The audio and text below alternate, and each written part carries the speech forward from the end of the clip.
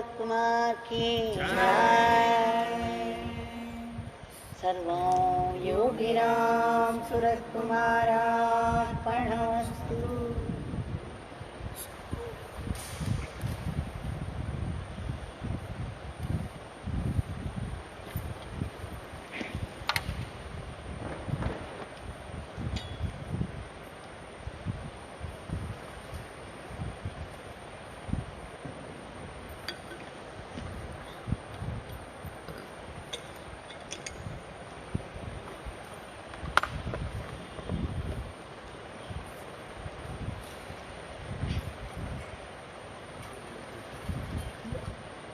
We shall start with our grateful pranams at the lotus feet of our Bhagwan Yogi Ramsuratkumar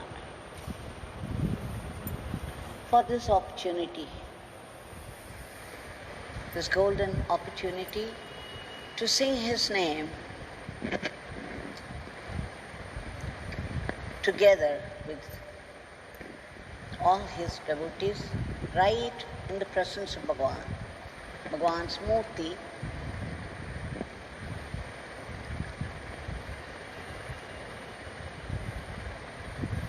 We have been going through some experiences of devotees,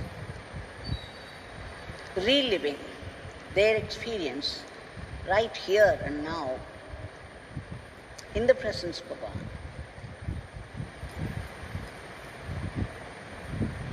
What a great fortune! What a gift of grace! Every one of these experiences must be kept in mind with celebration. They are celebrated experiences. Now, this Krishna Jayanti, Brahmotsavam, is going on everywhere. And yesterday was Dwadasi, and day before Ekadasi. Some people who had gone there to visit Sri Krishna Premi Swami came back and messaged to me how kind and loving he was. Amidst all that celebration of Brahmotsavam,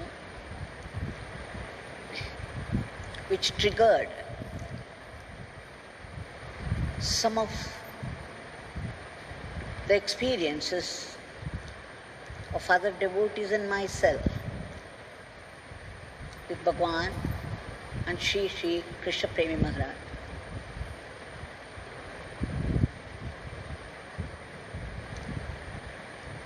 The first time was when Bhagwan was giving a darshan in the old Darshan Mandir, the first ever building Swami built on the ashram premises.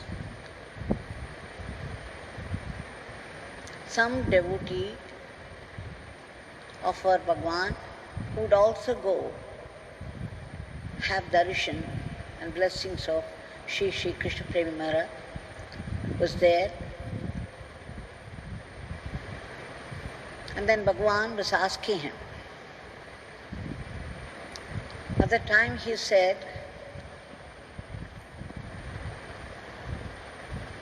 that Krishna Premi Maharaj was so kind to him, so loving to him, and that he put a question to Shri Swami, the sage of Paranu. Immediately Bhagwan said, "What is it? What did you ask? What did he say?" Then the devotee said, "Anna," they call him Anna.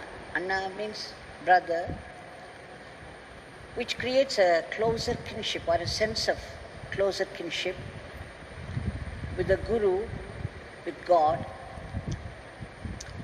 So this devotee said, "Anna,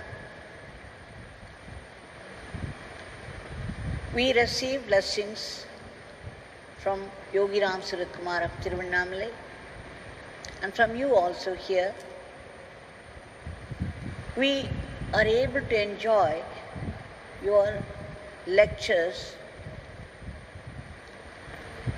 on varied topics, especially on Sri Krishna. And in the satsang, we understand many things. We are able to appreciate what you say.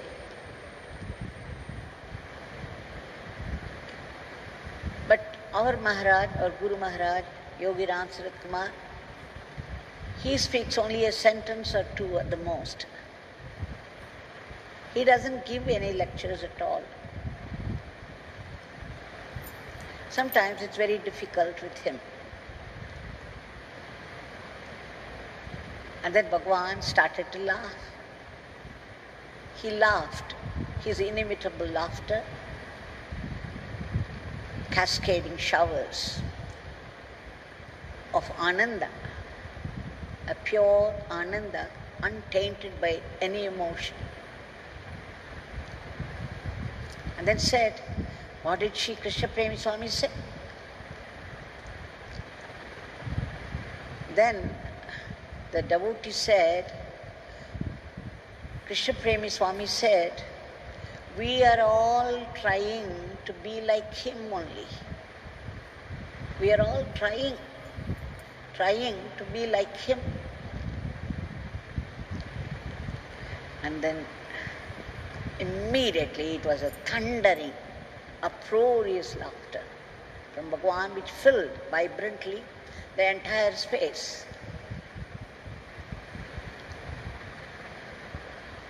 One could see it was such a pure laughter, a laughter of love, great love and veneration for Sri Krishna Premi Maharaj.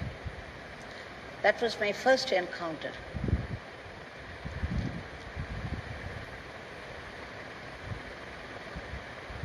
There was such kinship, communication, love, veneration between the two great souls, Yogi Ramsuratkumar of Thiruvanamalai and Sri Krishna Premi Maharaj of Paranu.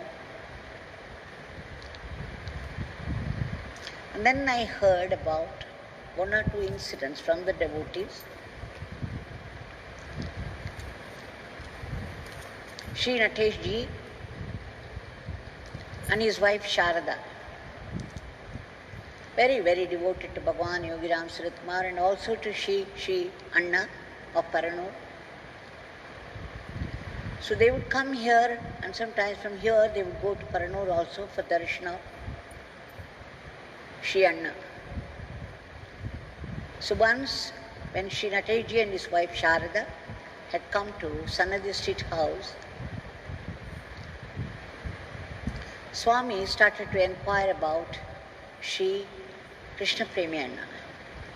What happened was, once Sri Krishna Premi Anna was going from Vrindavan to Delhi by car. Unfortunately, it met with an accident. There was a car and collision with this. With the result, there was a fracture in his leg. Sri Krishna Premi Maharaj went up to Delhi, got himself admitted in a hospital there, and was attended to immediately. It would be very, very painful, the broken bones, to be reset. Sri Anna said he would not need any anesthesia for it, that he would bear with the pain and they could go ahead with the bandaging.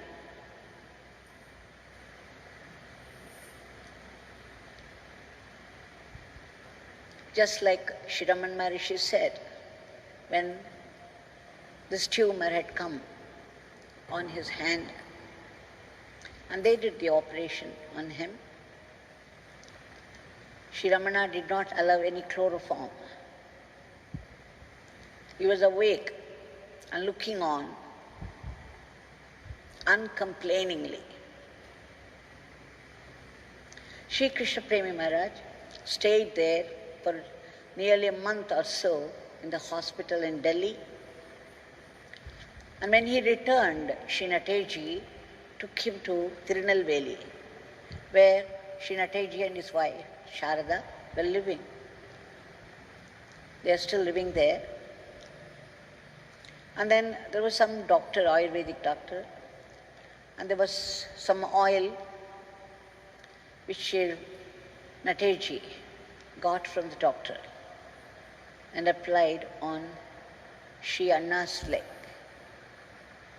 So Swami Yogi Ramsuratkumar knew about it, so he was asking Sri Nateji about Sri Krishna Premi Maharaj's leg.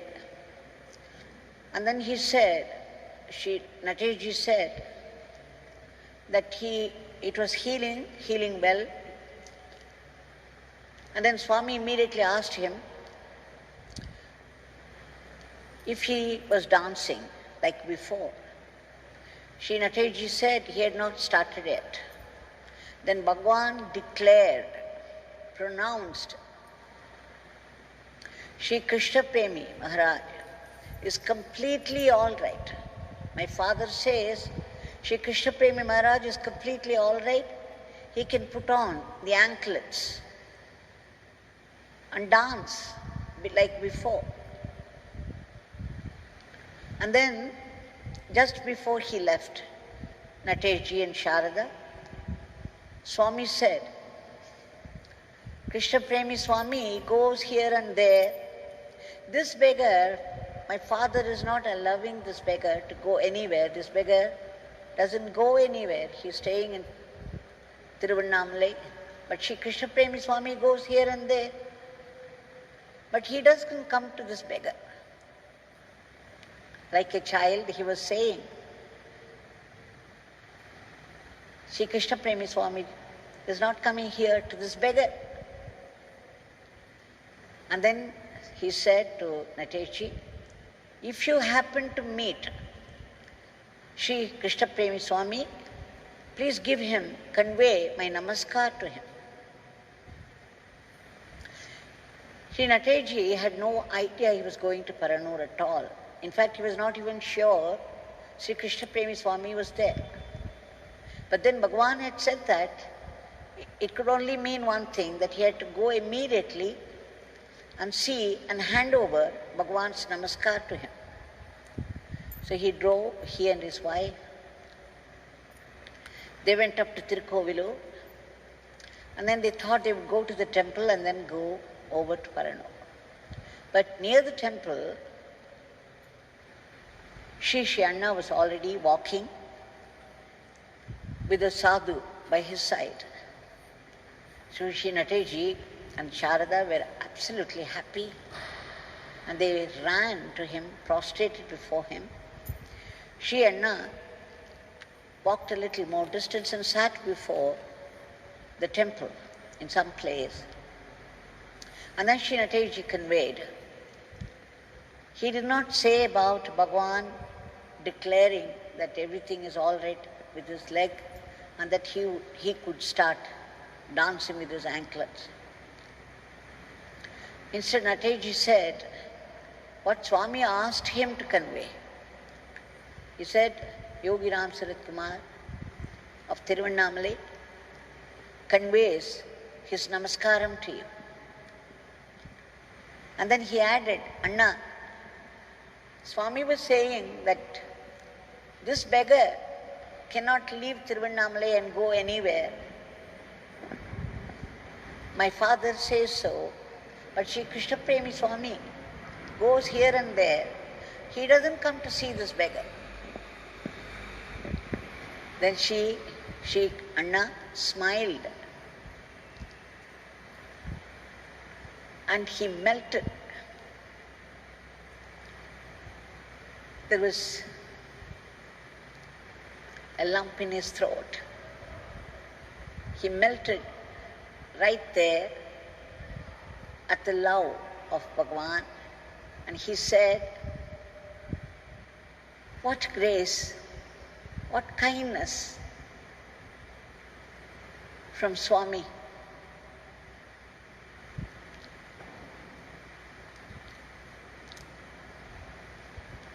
And then he said, again, his voice breaking with unshed tears, Swami is there, he is always seeing me. Swami is always seeing me.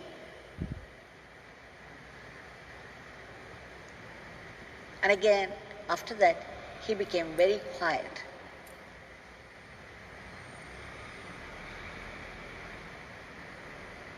He became very quiet and he stayed quiet for some time. He could not talk.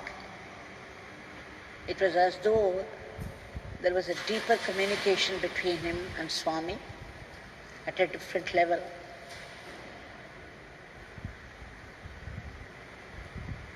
What a beautiful episode it is. The love and veneration between two sages, and how they express it towards each other.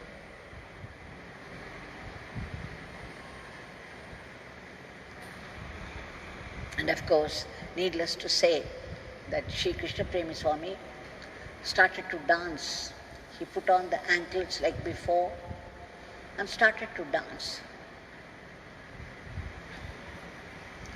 His beautiful dances. There is another incident. I got the details only this evening. I believe Sri Krishna Premi Swamiji was coming to Thiruvanamalai from Tirupati. He wanted to see Bhagwan Yogi Ramsuratkumar before going to Paranur. He took one Dr. Menon and his family with him. So they went and stood there outside Sannadhi Street house. It was bolted from inside as usual. Sri Krishna Premi Swami began to sing with his devotees there. Hare Rama, Rama Rama, Hare Hare, Hare Krishna, Krishna Krishna, Hare Hare.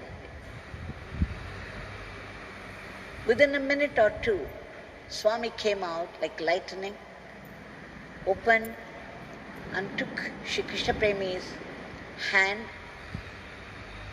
They embraced each other with such ananda.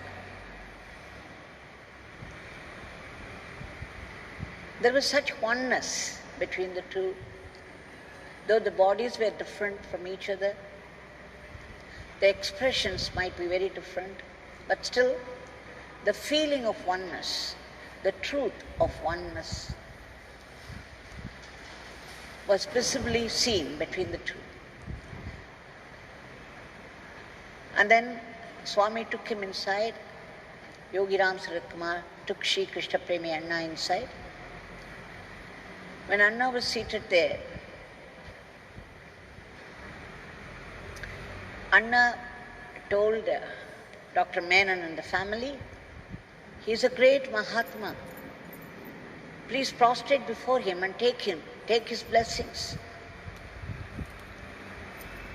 That drew peals of laughter from Yogi Ramsuratkumar Bhagwan. He said, Bhagwan said immediately, Sri Krishna Premi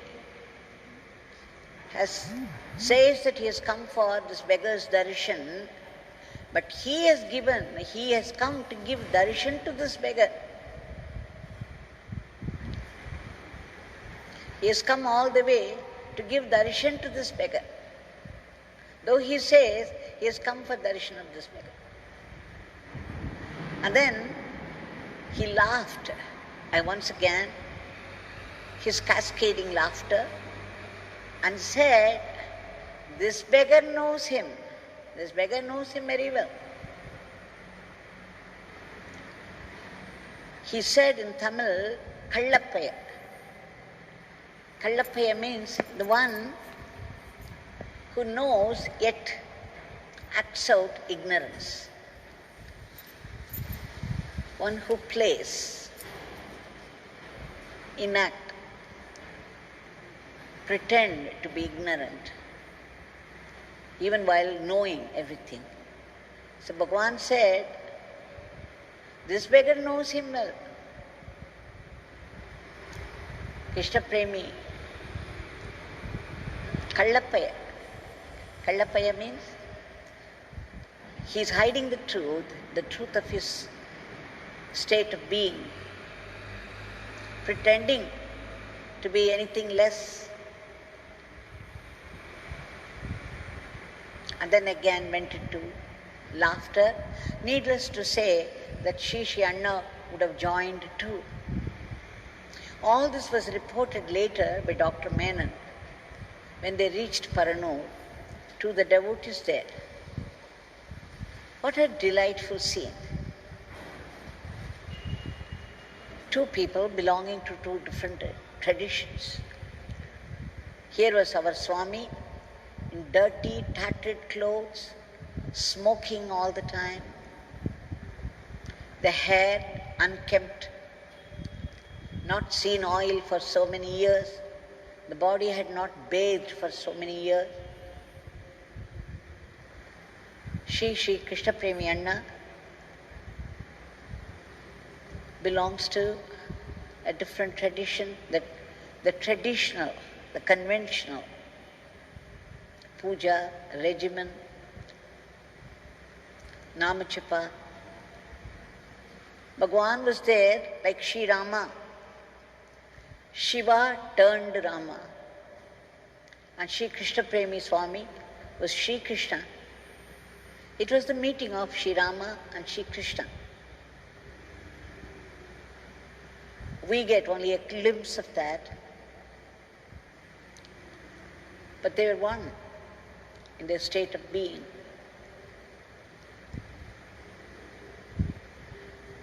And then I remember when Swami was not well, Sri Anna visited Sudama and told me that it was like Bhishma. Swami looked like Bhishma on the bed of arrows. And again, after Swami came back, after Yogiji came back from Chennai, was there in the abode, bed. Bhagwan did not open his eyes for a long time. He was lying down with closed eyes. All of a sudden, Shri Krishna Premi Swami entered the abode. And then he came there, he entered the room. When Shri Anna came near the bed, Bhagwan, who did not open his eyes for a long time, suddenly opened it. Opened and saw Shri Krishna Premi Anna. And Shri Krishna Premi Anna, for his part, put both his hands on his head and kissed him on the scalp.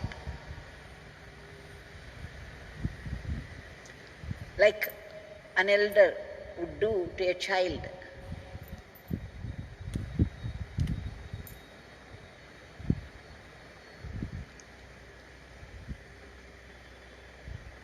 Because they did not talk much.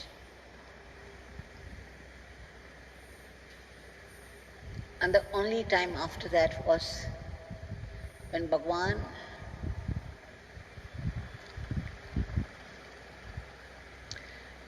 was refusing to submit to a doctor. Just a little before that, I think. Before Bhagwan went to the doctor, because Bhagwan never liked going to an allopathic doctor. He never took medicine from any allopathy doctors. Just before, that is, I think it was in 1999, Dr. Sri Balraman used to come. But even then, Dr. Balraman would be very, very submissive. He would prescribe medicines, but mostly he would obey Bhagwan. He was taking care of Bhagwan and did all that he could. But Bhagwan refused to go to Chennai. Dr. Sri Rangabhashyam had come and asked him to come there, get admitted in the clinic. Bhagwan refused to go.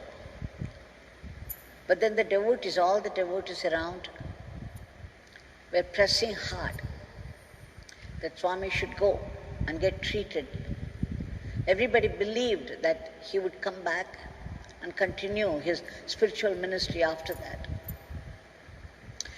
So these people, some people had gone to Sri Krishna Premi Anna also and complained and pleaded that he should recommend, that he should tell Swami, Yogiji, to submit to the treatment from an allopathy doctor, especially Sri Rangabhashyam. And then Anna wrote a letter to Bhagwan to submit his body to the devotees, their wish. Anna felt, because those people came and pleaded with him, he knew what was on Yogiji's mind. He would not have done it himself, but in the circumstances, he had to do it. So when I read it out, and I read out this letter to Bhagwan, Bhagwan did not say anything at all. He kept quiet. And finally, when I pleaded, Bhagwan, should we send a reply? Should we not send a reply to Sri Anna? Immediately Bhagwan said, Rama.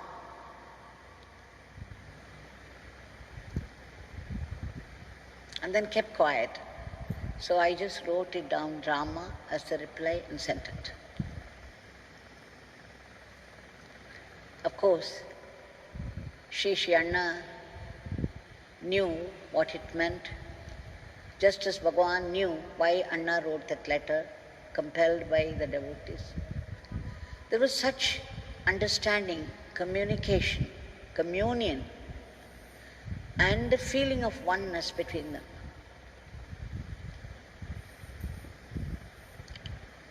I remember when Bhagwan went to Kanchipuram to see Paramacharya.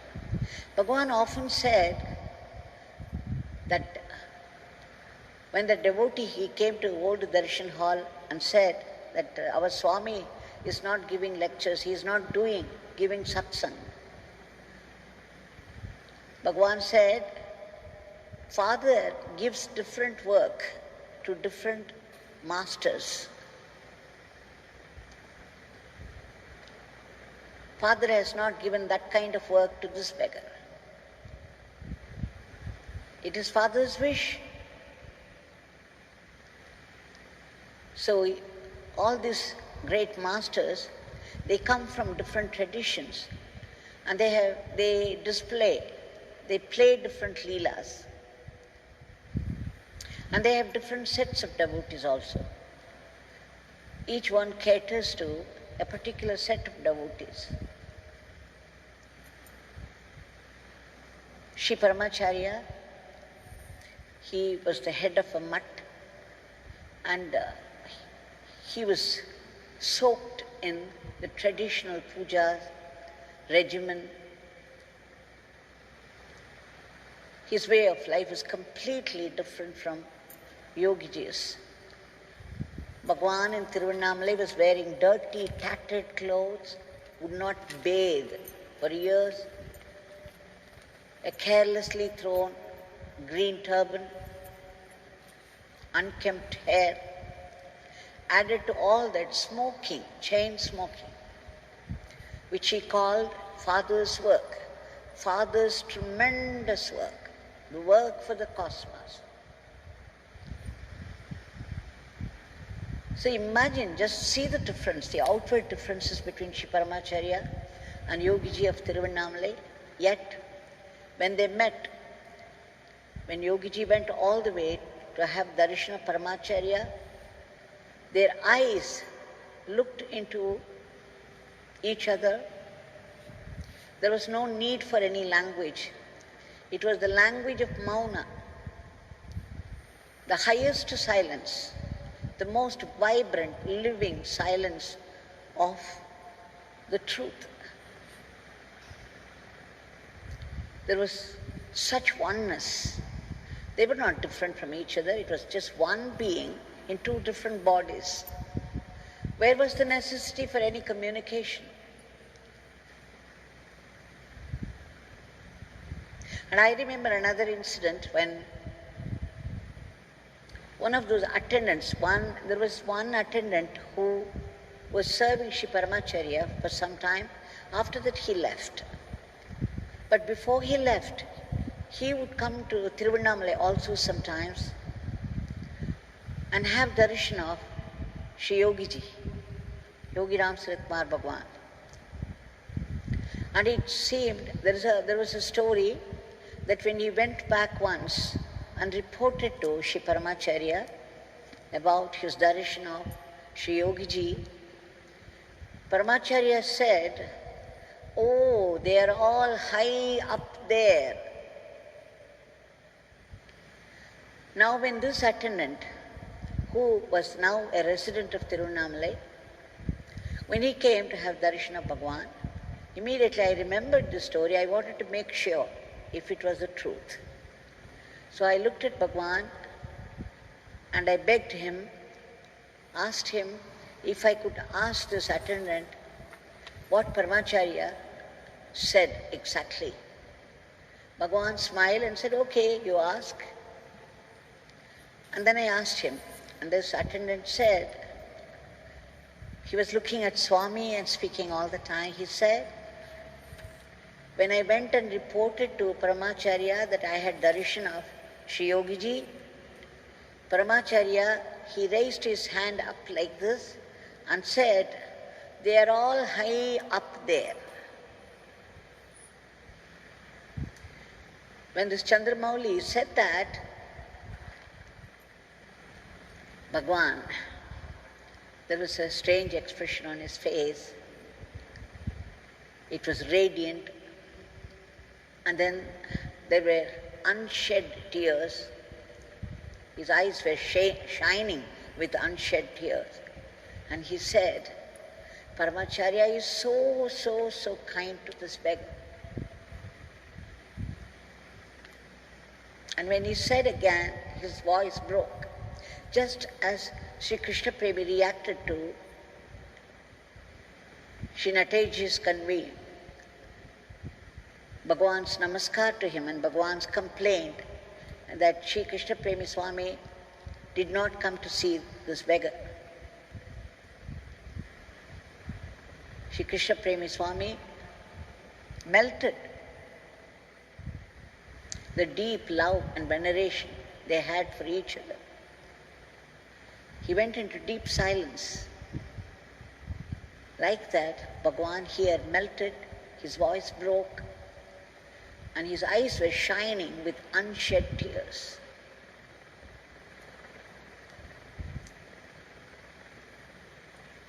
How to describe these scenes? Sri Raman Maharishi says in one place, there is only the supreme knowledge. There are no knowers. A knower of knowledge, a jnani. He said there are no jnanis. There is only jnana. There is only the supreme, pure awareness, being aware of itself. This is the supreme knowledge. And it takes different forms. So each great master, each great soul is an expression of this truth, this ultimate truth. And it's the same ultimate truth in all these great masters, housed in their forms, in different forms, playing different leelas to different sets of devotees.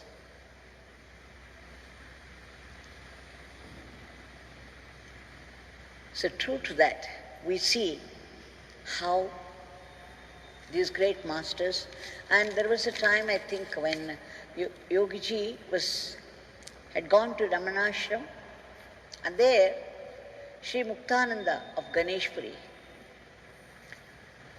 a disciple of Swami Nityananda of Ganeshpuri. He was seated there on one of the steps there behind at the foothills in a corner. There was nobody there and he was sitting alone.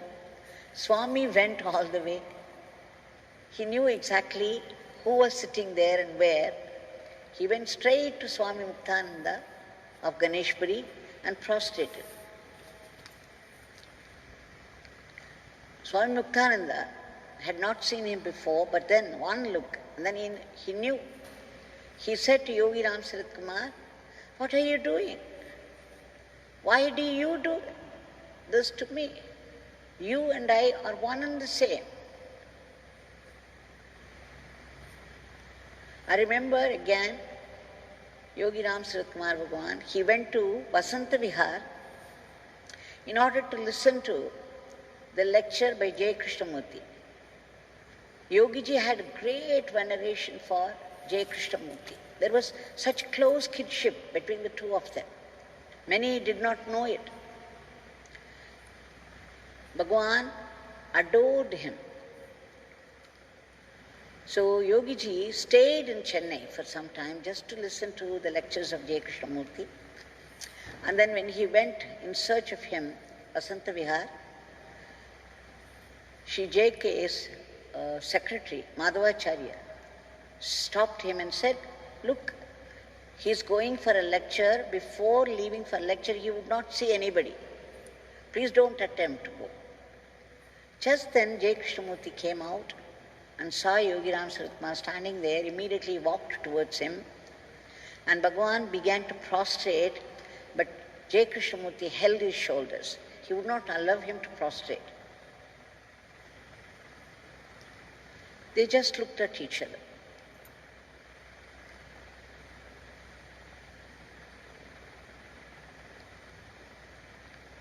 I remember another scene when Sri Paramacharya himself had come to Thiruvanamalai, some village near Thiruvanamalai. People went and prostrated before him. Yogiji was with the crowd, with all those people. He also, like everybody else, went near and prostrated. And then nobody knew what happened to him. He was there in the same pose, lying down at the feet of Paramacharya, would not get up for some time. And then Paramacharya, of course, knew what happened to him, that Yogiji had gone to Samadhi. And Paramacharya said, And then Bhagwan got up. And later, when he talked about it to me, he said, "Devaki, when this beggar prostrated before Paramacharya, he went to sleep." And Paramacharya said, And then only this beggar got up. This was his way of describing the spells of Samadhi that he felt in front of great people.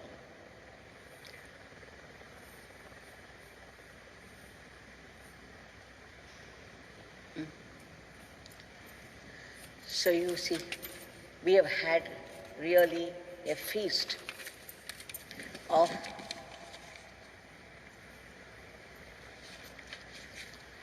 the darshans among the great masters, darshans of each other. Once when Ganeshana had come to see Bhagwan, he put this question to Bhagwan. He said, "Swami, there is only one truth, the highest truth, the ultimate truth. There's only one God, and He is the only truth. Why is that we have so many scriptures, so many books, and so many great souls, so many masters, so many avatars, sages and saints?" Then Bhagwan said, "Ganesha, so many great souls are born only in India, Ganesha. You know why, Ganesha? It's because the Vedas, Indian soil is rooted in Vedas. Vedas flourish in this land. Vedas live in the land of Bharat. And that is why Bharat has given birth to so many crown jewels. And then Bhagwan said, the books are out of reach for a common man. How much people could understand by reading books? It's very difficult, even for intellectuals. And of course, the common man could never go near any of them.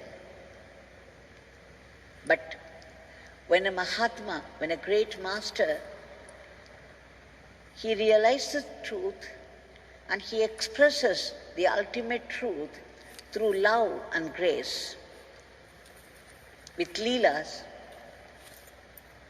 then the devotees can understand easily. They are the houses of truth, and the truth gets revealed through them in terms of love and grace which people can understand, be drawn to.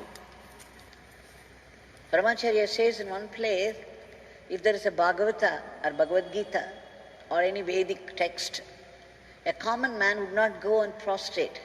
He wouldn't even understand what it's all about. But if there is a saint there, a sage, with such expression of love and raised hand in benediction, grace flowing through him, a common man, without knowing anything about him, would go straight and prostrate before him. That's the difference between the scripture and the great masters. They are the living truths. Men can easily understand and follow and realize that they too can become like them. It is the hope of humanity, the hope that we too can become Mahatmas, that the great truth is right inside us also. And these people lead them in the path of God to the ultimate destination. Now that Bhagwan we saw glimpses of is here in front of us with raised hand and a constant flow of grace from there. Bhagwan saying without saying that I am here, do not fear. So let's appeal to that generosity, that abundant grace. Bhagwan, we seek your immediate intervention, divine intervention, and free the entire humanity from the terrible clutches of this virus and bring back normalcy, a dharmic normalcy in every aspect of life, everywhere. And please enter all those medicines being announced by different groups of medical researchers so that those medicines will work and kill this virus once for all. And Bhagwan, thou art the Savior, please give a lift, save us from this falling economy. And all those soldiers at the borders in defense of the country and the soldiers who are fighting the disease at the very risk of their lives, please give them protection, longevity, health, and all-round welfare for their families. And again, to all those migrant workers and other people who are starving because there's no way they could get food. There is no earning, the daily wages, and those people who have lost their jobs because of this falling economy. Many of them are starving, they are unable to come out, they are unable to do anything about it. Only you can intervene and save them from this condition. So we seek again and again, soulfully, intensely, a huge grace from you for immediate relief from this unprecedented